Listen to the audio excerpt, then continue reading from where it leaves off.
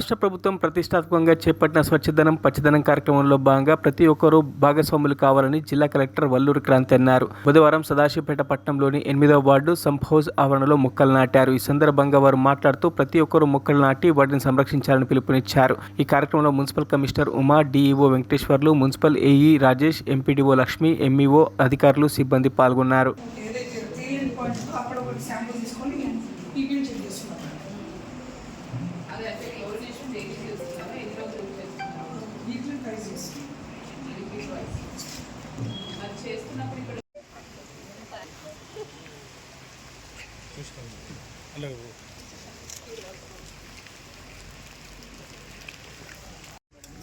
Service రిజర్వర్ కాదు madam.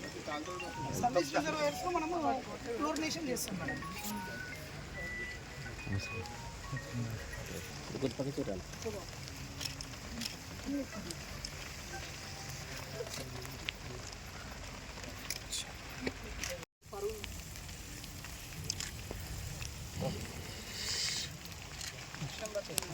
మరిన్ని updates కోసం మా ఛానల్ని సబ్స్క్రైబ్ చేయండి.